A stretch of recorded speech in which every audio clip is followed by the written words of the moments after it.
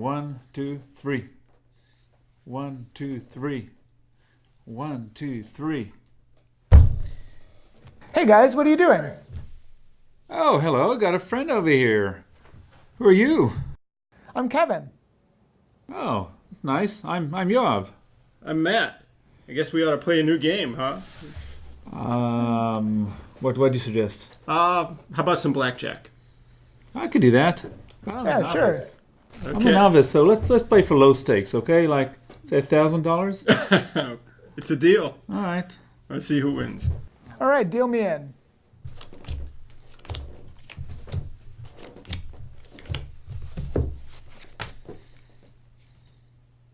Want a card? Okay, hit me. What are the rules again?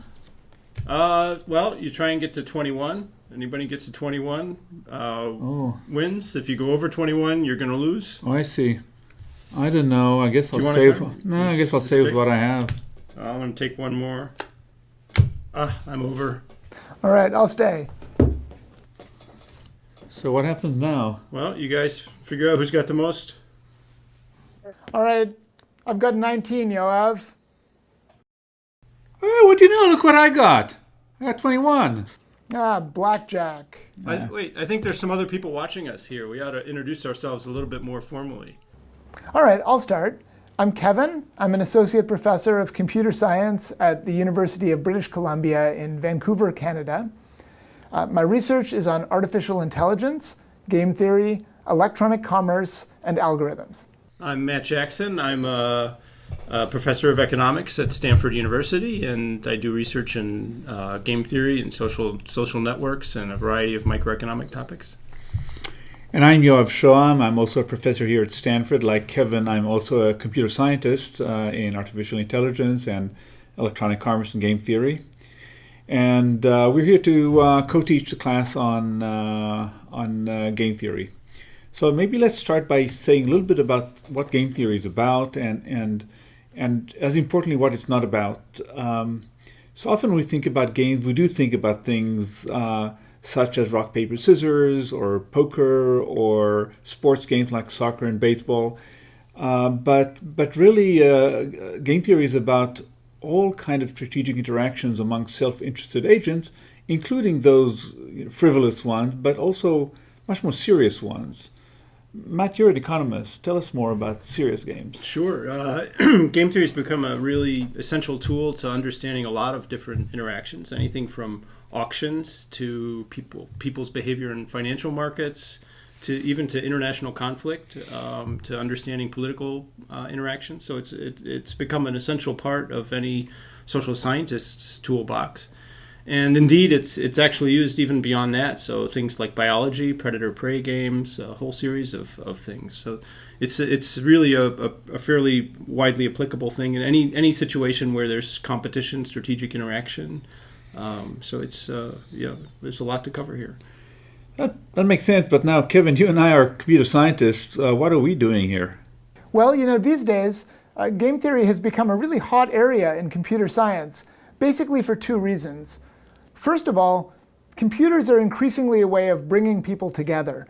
And that means we have to think about how people interact when we bring them together.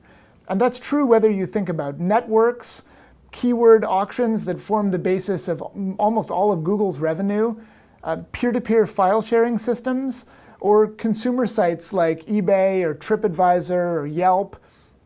To understand how any of these systems work, we really have to think about how their participants are self-interested and how those interests drive their behavior.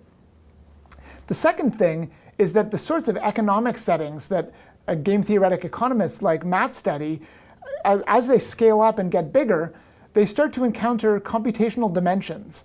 And to make the right kind of sense of those and bring these things into practice in the real world, it's really necessary to think about them in terms of algorithms, complexity theory, and artificial intelligence. So let's speak a little about our class. First, let's set expectations. For all these potential applications we're discussing, our class would really be very fundamental, about the very fundamental modeling tools here. We will not attempt to advise people on how to use it really in the real world in any direct way. We'll only use examples by way of illustrating the the formal constructs. So let's speak a little about the syllabus. Sure. So the course will run about 7 weeks. It's really an introductory course. It doesn't presume that people have any experience in game theory before. It'll assume a tiny bit of background and probability and calculus, but generally it should be accessible to a pretty wide range of people. Our intention is just to show people how our game's structured, how do we think about strategic interaction between people. We'll start with equilibrium notions, we'll talk about incomplete information, we'll talk about timing, repeated games, we'll also talk about coalitional structures. So we have quite a bit of things to cover, but it should be a very fun course for it. Kevin, you want to speak a little bit about some of the mechanics and what people need to do and so on? Sure. So there's a lot to this course besides just the videos. Some of these things are going to be graded and others not. So on the graded side, there are 3 key components. The first are quizzes that happen after the videos that you can use to test your comprehension. And if you find that you get some of the questions wrong, that might indicate to you that you should go back, see the video again, and make sure that you know everything you need before you proceed to the next material. The second element is discussion boards, which you can use to ask questions about parts of the course that you're finding confusing, and also to raise logistical questions about the course. And those discussion boards will be answered by other participants in the course, by teaching assistants, and also by Matt, Yoav, and me. The third element is lab exercises, where you can optionally play some of the games that we actually introduce in the course, see how you would reason in these games yourself, and then we'll have chat rooms as part of the labs where you, in real time, you can actually talk to other people from the course, share your experiences about what you learned, and see what they have to say. On the graded side, we'll have weekly problem sets, which will be sort of like the quizzes, but in a bit more detail. They'll give you a chance to show what you learned from the material in that week, and we'll have a final exam that will cover the whole course. Each of these you can take only once, and as I said, they'll be graded.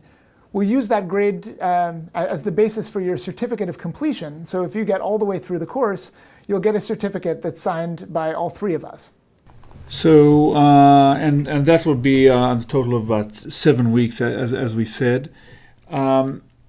We should also mention that this is a very large class. There's many tens of thousands of students here. So we will do our best to be clear in our presentations, but a lot of this will involve help among the students themselves. So there are online forums, and they're an essential part of the class. You really want to form study groups to consult each other on the problem sets, on the lectures.